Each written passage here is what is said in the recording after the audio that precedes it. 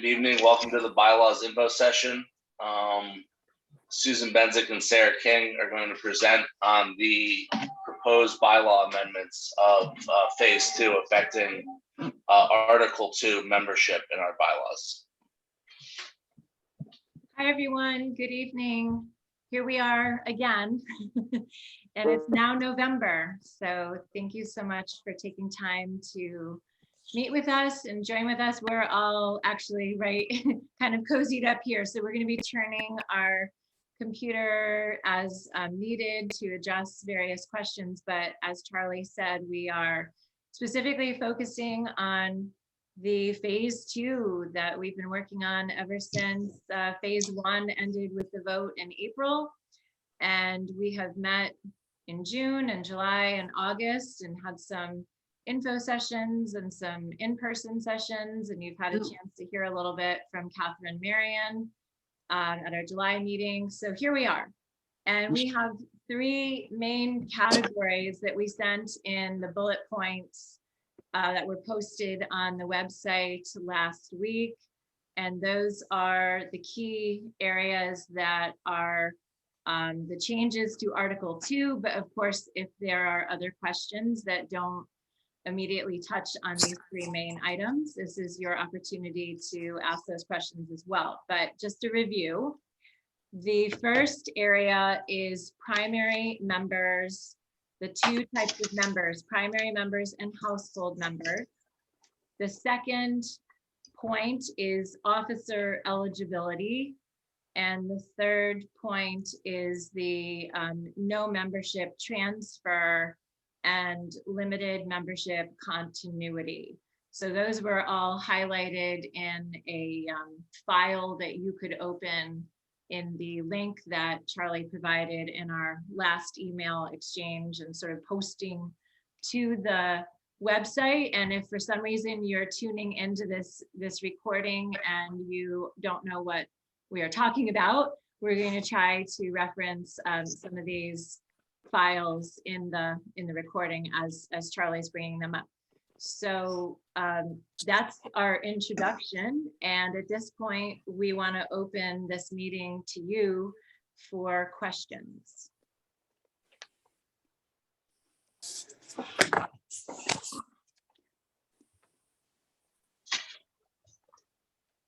So if somebody has a question, they can wave their Zoom hand or just kind of wave their physical hand and let us know.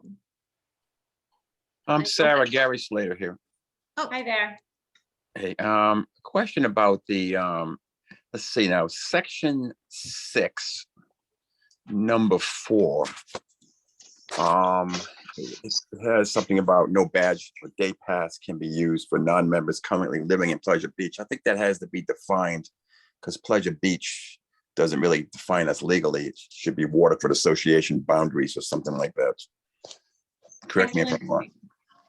Right, we've talked about this, and actually if you have access to the whole bylaws, which are also posted to the website, you will see that in the preamble, the very first line is the name of the corporation is in all caps Waterford Association Incorporated, here and after referred to as the quote unquote association. So yes, you are correct. And as we have been fine tuning this document and going through, we are realizing there are a few remaining discrepancies like Pleasure Beach being used from the old language. So it would be our intention to, like you say, clarify, change that, should be WAI. Very good. And, this is to make sure you all know what you received is a draft. And we purposely sent you a draft so that if there are changes and suggestions, recommendations, we're more than willing to think about them and incorporate them. We talked about the whole thing about a name change, but at this point we didn't go ahead with it, but we would love feedback on that. If members are okay, don't have problems with changing the name from Pleasure Beach to Waterford Association Inc. or WAI in short, that's probably what we should do legally, but we don't have to do it at this moment, but we should think about it and get input on it. And we've certainly talked about how historically the area is called Pleasure Beach, and we all enjoy that connection.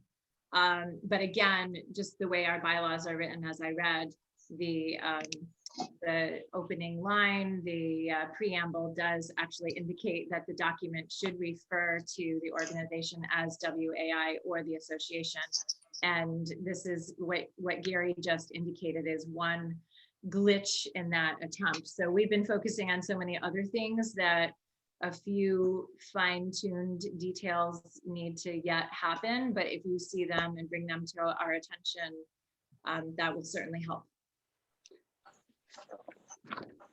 And the problem with Pleasure Beach is that it's the whole community here. It's used by many people to describe the whole area, not necessarily related to our boundaries.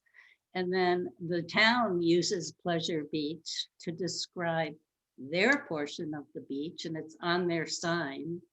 And so it does get very confusing, or it's unsure what exactly Pleasure Beach means. So that's why the whole issue has come up too.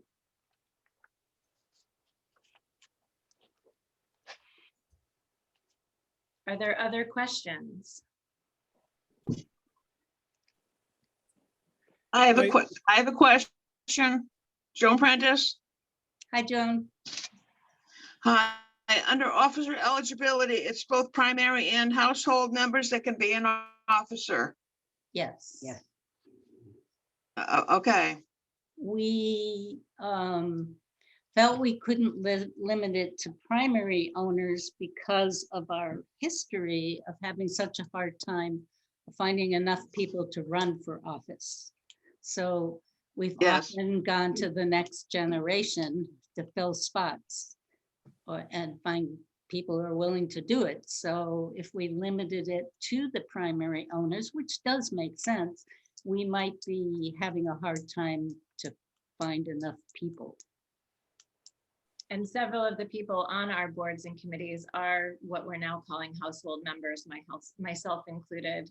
So that being said, if we were to not allow eligibility for the household members, then I wouldn't be doing this job.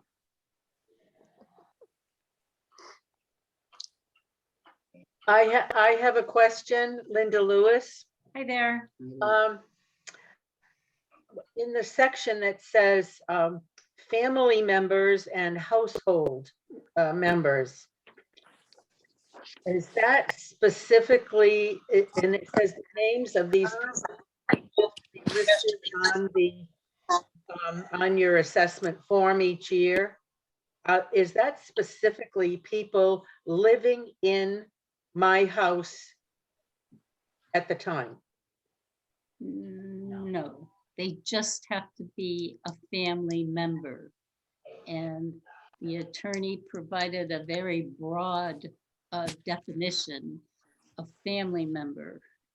It reads, shall include individuals related by birth, by marriage, domestic partnership, or other legal relationship. So they do have to be related to you, but a family member, but they don't have to live with you. Because again, we thought about that, and so many of our adult children nowadays don't live with their parents. And so it's not a realistic expectation to use. So it's just limited to family members as it's defined. Thank you.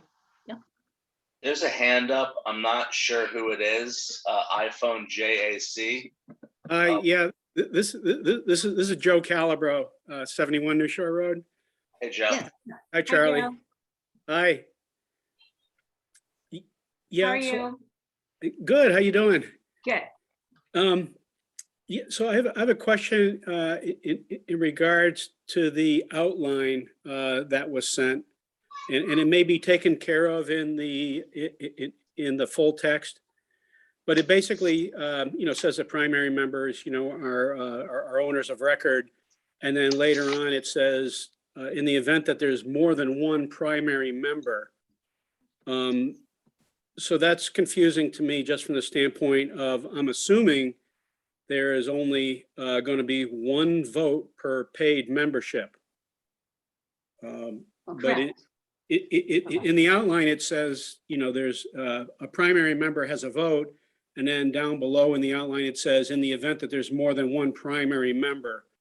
So if that text was intact, you could interpret that to mean That's every in the primary. instance, I'm sorry, that's in the Yep. instance that there might be an LLC. Well, right. So then, but yeah, so there may be more than one primary member. is No, what you're- correct. Oh, I don't mean to say no, but it refers to joint ownership of a piece of property. Right, So you have Yeah, a yeah. husband and wife or some other right. I partnership. understand that. And So with so both of those people are primary members, but only So- one can be the primary member for that year and can vote. But they would the okay. next year, if Yeah. the other one wanted to be the Sure. primary member and vote, they could. And that's why sometimes in here you'll see primary members, parentheses S, to include both of them, but only one can vote. Right. Does that make sense? Yeah, right. It makes sense that wasn't clear in the outline. Right. And again, I don't have the text in front of me. I apologize. So I'm not sure if it's clear in there. Somewhere we may just want to specify that just clearly there's only one vote per paid membership. So that's just, regardless of how you interpret other stuff, that's going to be the case, right? So Yes, so thank you this- for that. Okay, yeah. So this is also, we're continuing to forge down the road that renters cannot be members. I mean, I'm personally opposed to that, but I understand that's kind of what's happening. I think the current bylaws still allow renters to become members, but they cannot vote. I think that's the way the current bylaws are. It was kind of weird because when that main one went through, the voting rights were taken away from renters, but they still were allowed in. And the board at that time actually accepted somebody in under those conditions.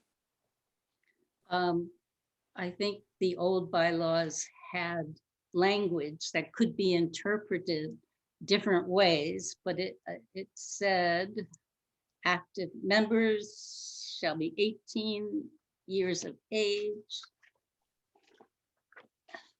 and shall be residents of or owners of residential property. So residents of, or the residents was the language that allowed renters to be members. And we never got rid of that, even though we took away their voting rights. Right, well, we did now. I don't mean to laugh, but Yeah, it's well, yeah, not right. in there anymore because it's not applicable to how the Well- document is written now.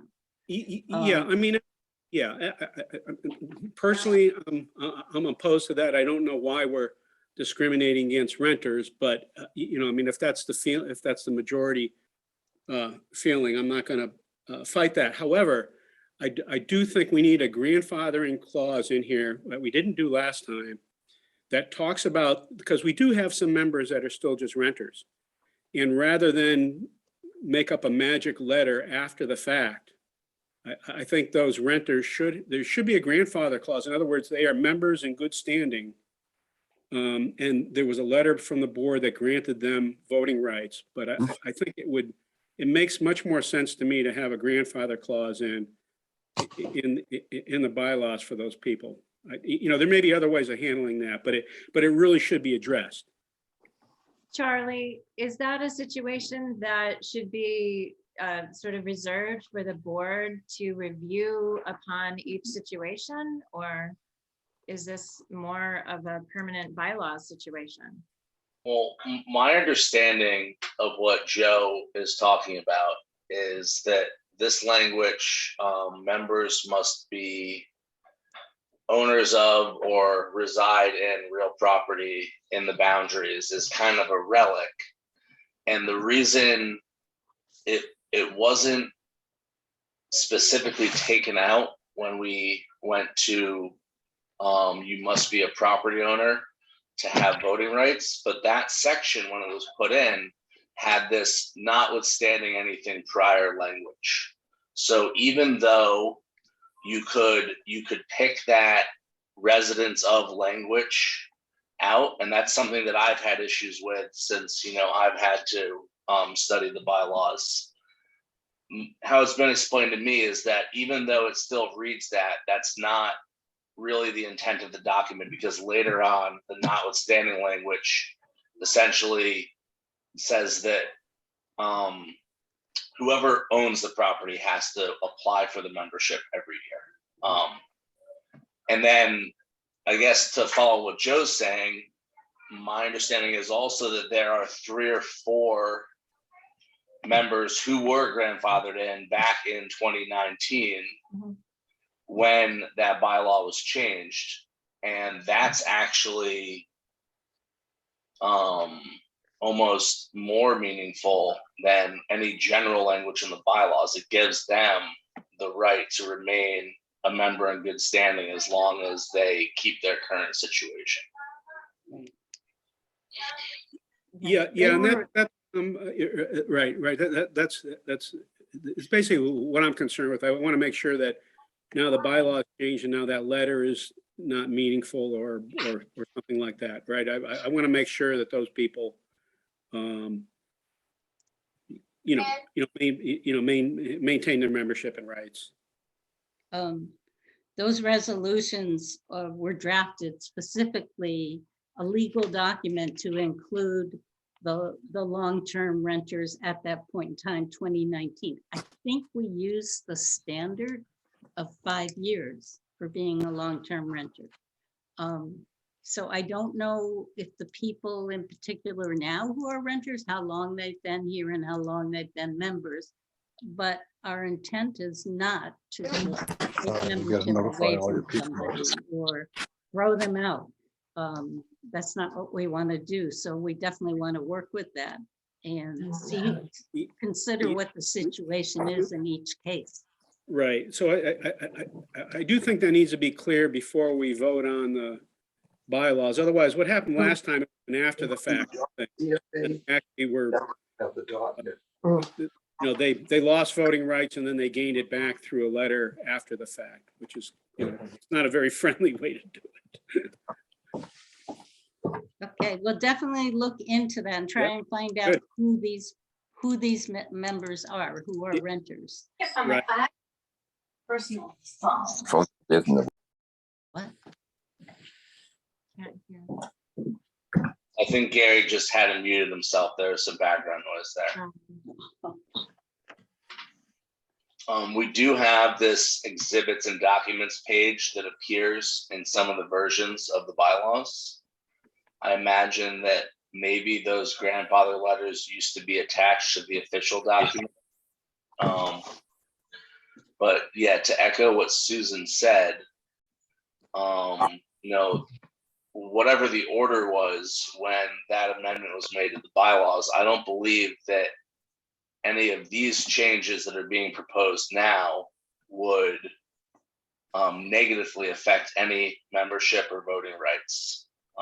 In fact, I think that what these changes are really doing is making sure that longstanding members and families that consider themselves members of Pleasure Beach are able to continue that membership.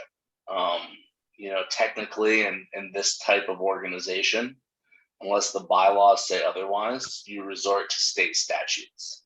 And state statutes say that membership in an organization like this cannot be transferred. So upon death of a primary member, that membership would end. And we felt that our membership, this wasn't our practice and it wasn't widely known. And last winter, we lost 2 primary members. and the board voted to allow those families to have the next person kind of step into the membership. So that's something that we felt we were able to do based on our precedent and our tradition.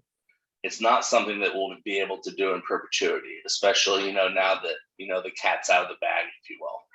So the goal here is, my understanding, to allow memberships to continue. We have a membership that's full, actually more than full. So, if someone were to die this winter or next winter or whenever, and a membership were to end, that next person in the family would actually go to the back of the wait list, which is currently 10 or 11 people long, households long. So we're not allowed to transfer memberships. We can't swap them. You can't, sell them, but we are able, based on the advice of our attorney, to continue them. Alfie, shush.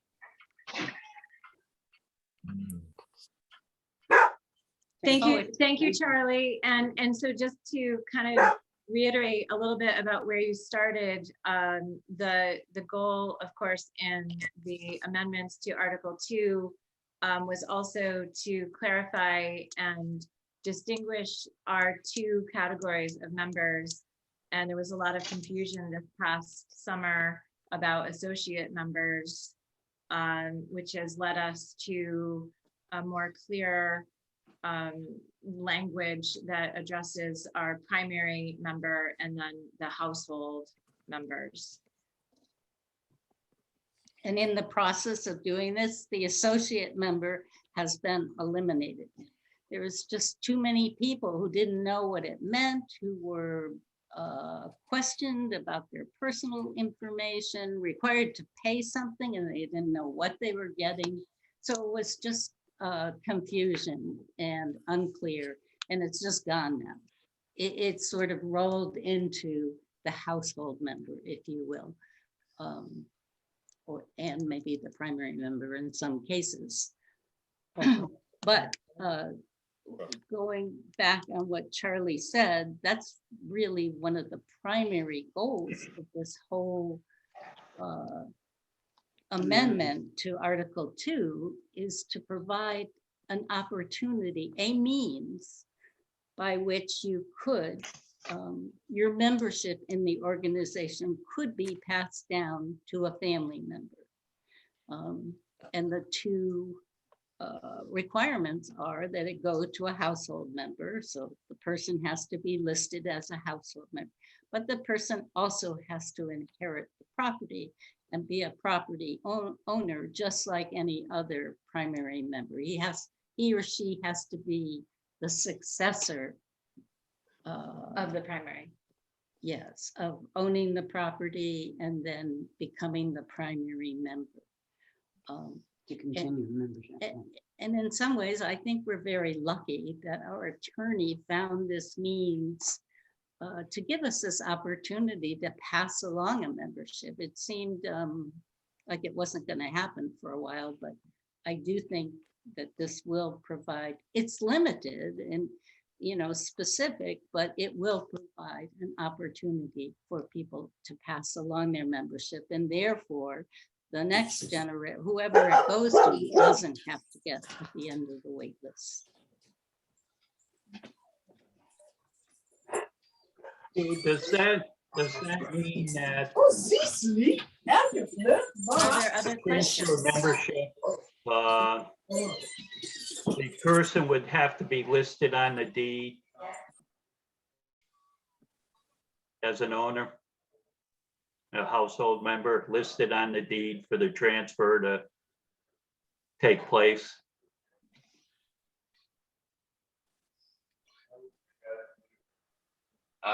I'm sorry, Jane, I think there's a little background noise when you started your question. Do you just want to restate that, please?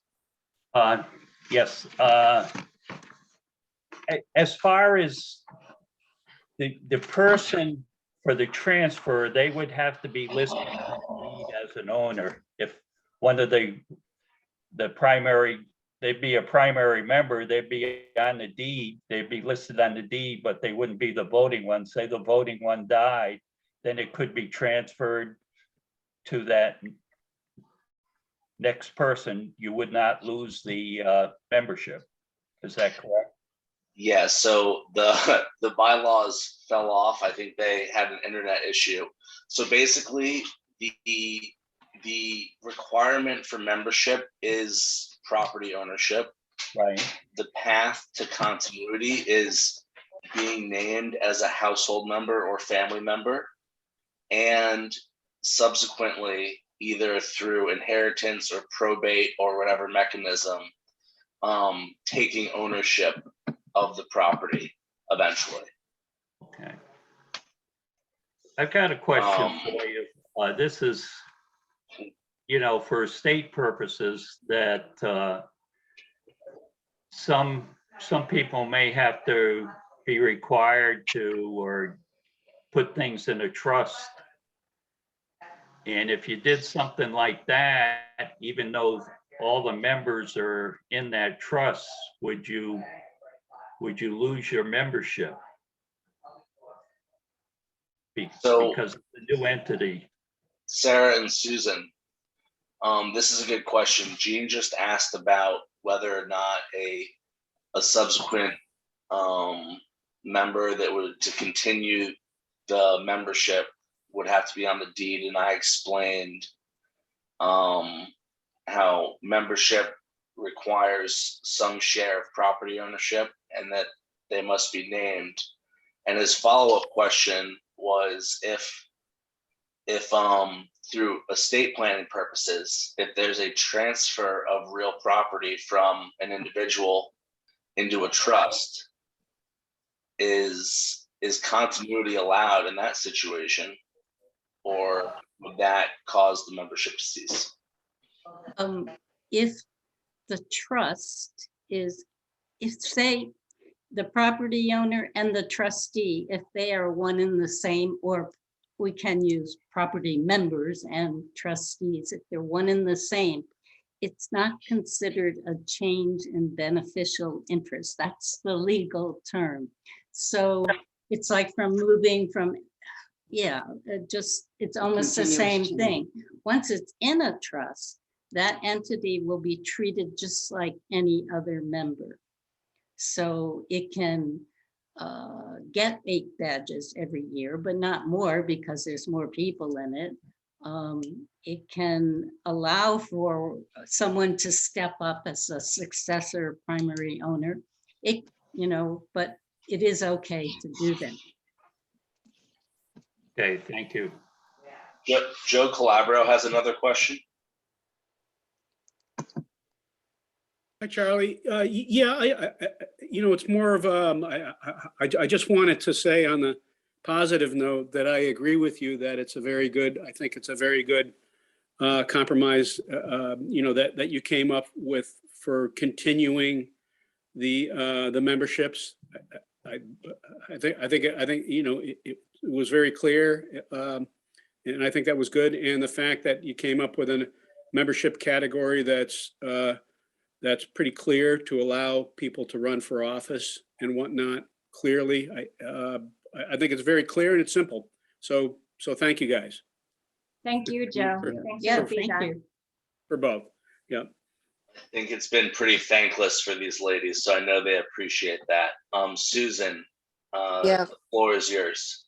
Hi, following on Jean's question, if you have a situation in which the primary member dies and more than one person inherits, and somebody needs to buy out the others, does that eliminate the possibility of membership transfer?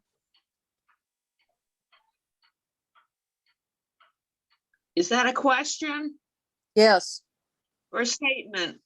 Okay, No. I'll restate the question. If the primary member dies and let's just say 3 siblings inherit the property, and then one sibling decides to buy out the other 2 because they do not want to own the property, would that allow for continuity of membership? Yes. Is that right, Susan? Thank you. Yes. I thought when, I think it would because that third beneficiary who or child who takes over the property, buys out the other two, is now the new property owner and Mhm. can be the successor primary member. All three of them it would be hard to be primary members. Mm. I think we'll have to talk about that one a little more, only because it's complicated in the fact of the transfer of money Right. and That's and what sort of worries the me. selling of the property. So there may be a small gray area in the way you ask the question in terms of siblings inheriting.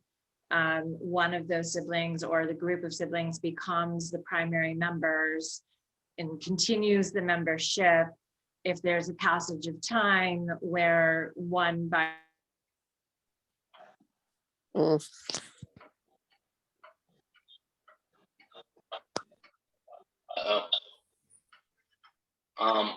I think that that's a really good question, Susan. And I think that it probably would apply in many situations Mhm. throughout our membership. So it's definitely one that I'm interested in the answer to, and I know other people would Yep. be. So I think it's definitely worth getting better definition on. I think that Sarah mentioned it earlier, that the point of these informational sessions is for people to log on and voice their opinions and ask these really good questions that need follow-up. A little bit of backstory: a bylaws revision requires that the membership have at least 30 days notice, and we didn't want to be voting on this during the holiday season. So rather than put out a document and try to vote 30 days later before Thanksgiving, these info sessions are really just an open discussion. And I think that these questions and stuff like this will be cataloged. I put the bylaws committee email in the chat. It's bylaws@pleasurebeachct.org. So, as you are reading over the changes, the highlighted changes, the new document, even the old document, anything that comes up, I know that working in a vacuum has been tough for the 4 members of the bylaws committee. So any sort of constructive criticism, suggestions, or questions that need to be answered, I think are more than welcome. Sorry about that. We seem to be having some connectivity issues, so I'm not sure why, but I was mid-sentence, but I don't remember where I was. So sounds like, Charlie, it sounds like you picked up where we left off. I don't know if there was an answer. The question was, what happens if multiple Right. heirs inherit property and then there's some sort of transfer of money? I think right now, I don't know if we have any siblings who co-own property or related not by marriage or domestic partnership who co-own property and who can elect that one or the other be the primary member each year. I think that it's definitely something that a lot of people would want to know the answer to, was my answer.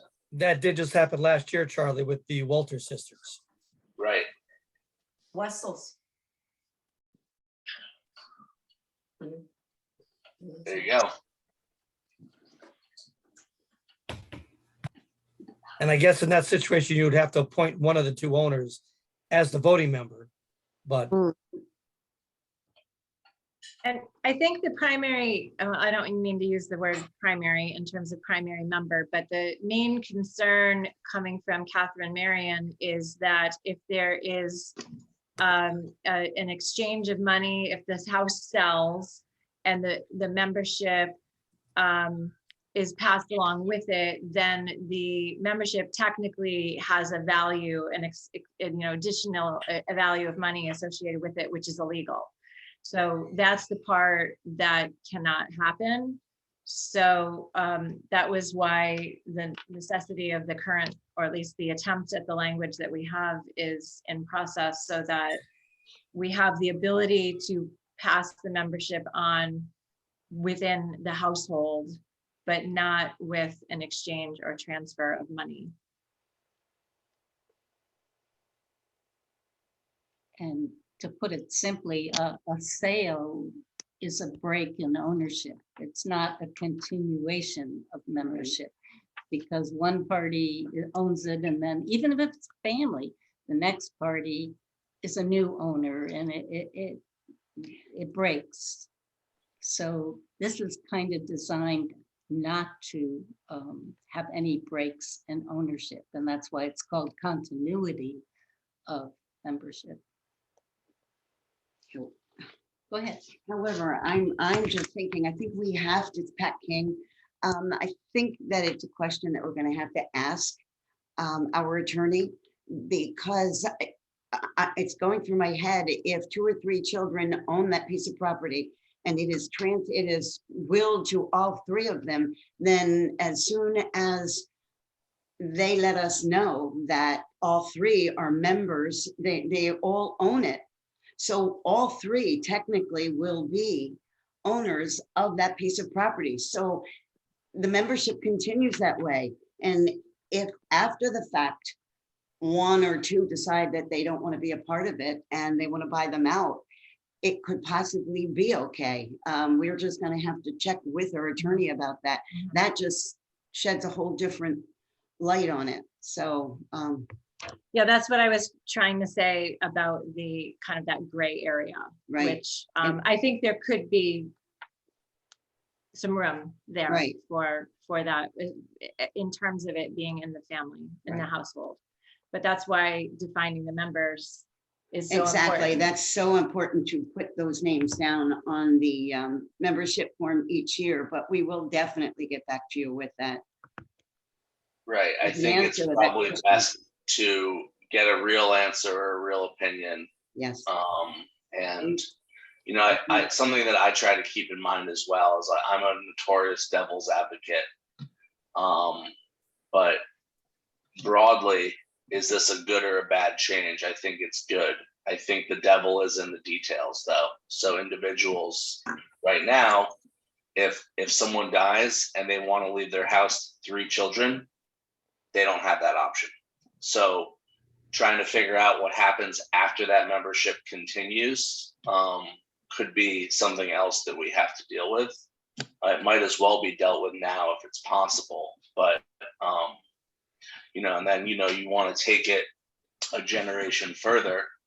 3 siblings own a house and want to leave it to the 9 kids in the next generation, and what happens there. And who knows, maybe that's when some of that estate planning or something comes into play. If you want to share ownership of a piece of property between multiple different stakeholders, something like that might make sense. I'm not really sure. Joe has his hand up again. Yeah, hi, Charlie. Yeah, just it's a little bit related, just another example, I think that maybe fits into this category, is in the event that there's say a husband and wife that are both on the deed, and then they get divorced. Usually one will buy the other out, right? They won't both be congenial members. You know, but that's a similar situation, right? You know, so just, you know, just another thing to bring up to talk when you're talking to Marion, because that the same thing, one of them might buy out the other one, right? If they were divorced, you know, I mean, that happens in different ways, but.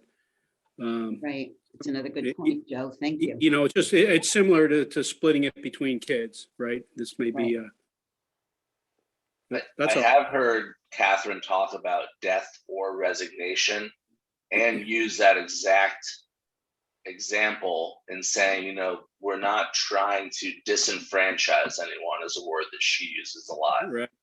As far as what the implications of that are, I don't know. Maybe the bylaws committee knows, but that's a good question. I think she has referred to divorce and resignation together.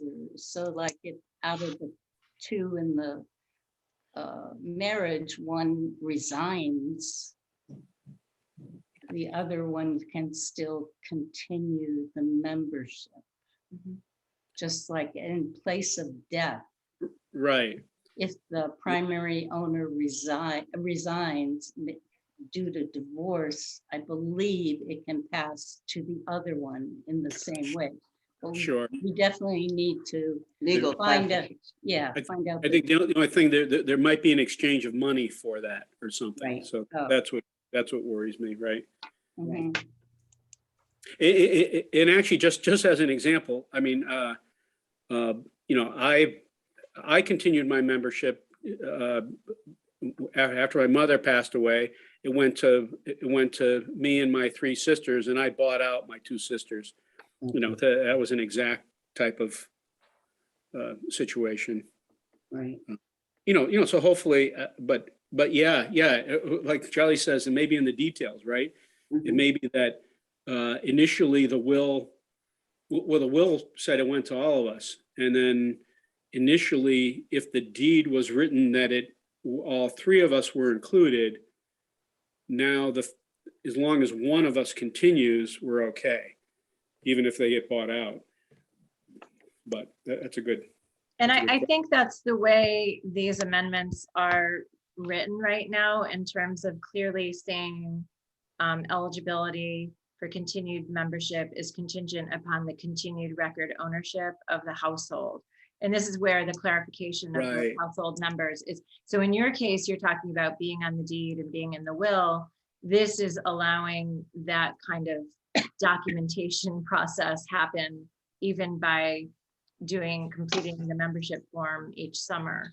To at least set that up so that by having household members, there's clearly an intention.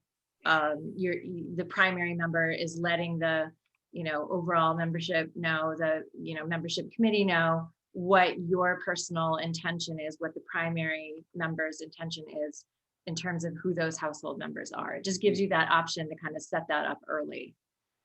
Right. Good.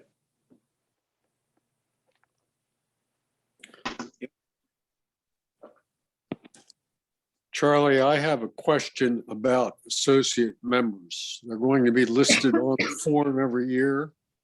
How many can there be? There's no more. You mean household members? There are no more associate members, and go ahead. That's what I meant. Household members. I'm sorry, I misspoke. I don't think there is a real limit. And the way how many people can use the beach is limited by the number of badges.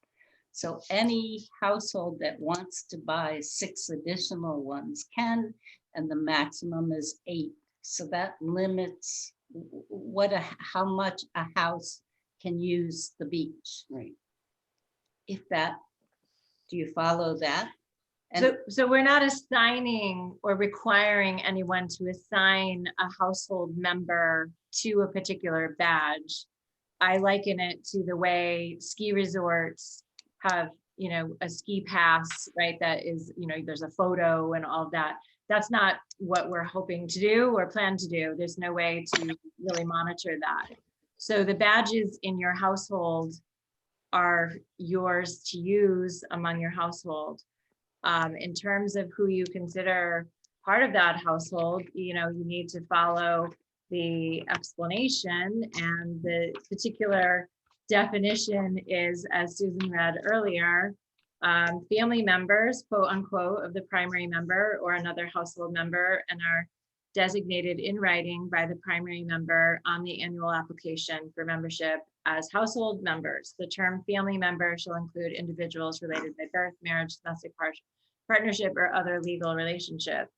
So there's quite a bit of flexibility there. And if you have 10 children, you know, there you may have to add a few extra lines on the form. You know, that's really the primary member's, you know, responsibility is to think about what that means and what the beach is, and to be responsible about that.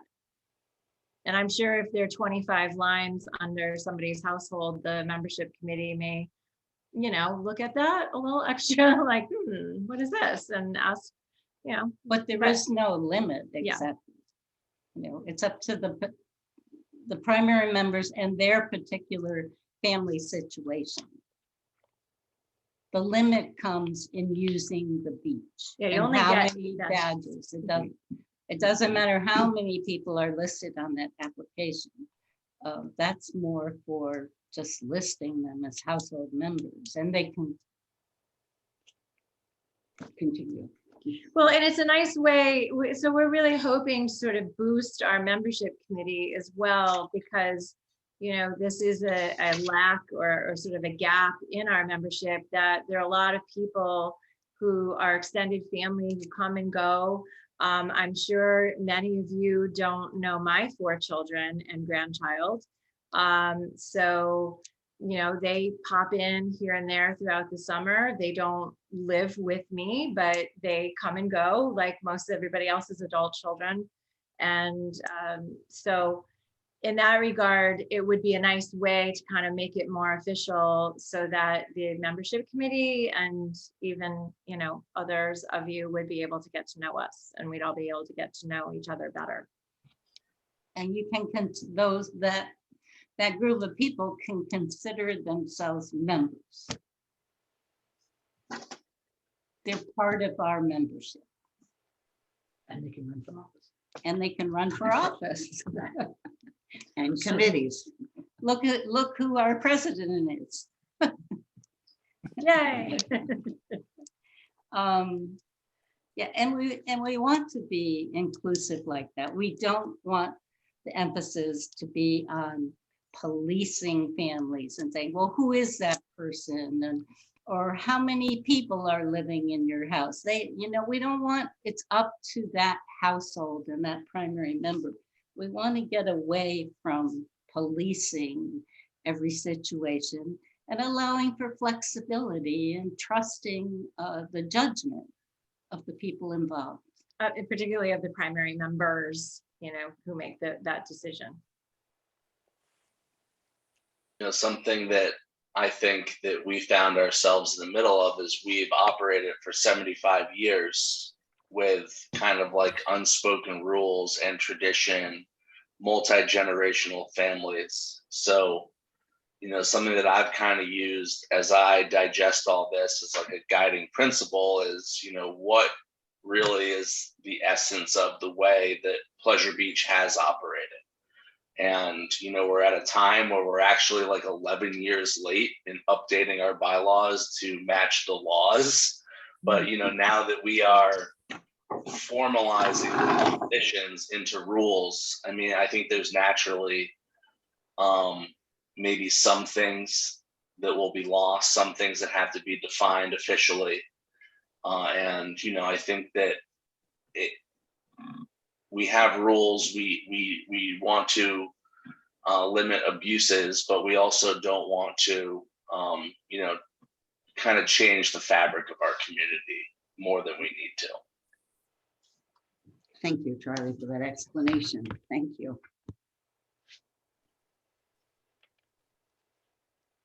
I would just like to say on behalf of our family that we certainly appreciate the efforts of the Bylaws Committee to bring this forward and to modernize us. And you've done a lot of work, and I'm sure you will have some additional work to do. But we appreciate it. Thank you. Thank you. Yeah, I would have to second that. I definitely appreciate the work. Thank you. Thanks, Joe. Second and third. There's been a lot of great questions tonight, so Right. we want to thank you too, for taking the time to participate and give us a little bit more to do, but it's great. It's great to have other perspectives and things brought up. And we are at 8:20, so we've been on for a little over 45 minutes. If anyone else has any comments or questions, objections, then you want to put them on the record now. Please speak up or raise your hand. Otherwise, I'll repeat it one last time. Bylaws at Pleasure Beach CT. You can email the committee. You can also email the board at pleasurebeachct.org. So. And we are planning a second info session in November. We are planning to do that on Saturday, November 20th, which would be an in-person at Goshen Firehouse, and also a Zoom link for anyone who needs to be able to Zoom in with us. And that will carry us through the fall. Being that there are these questions and certainly others that may happen in the next few weeks, we will regroup in the new year and plan another info session in January and announce when the clock will start to be set to prepare for the vote, which we would anticipate end of February, early March. So that's our timeline right now. If there's something that needs to be changed on the legal end, of course, there's room to do that as well.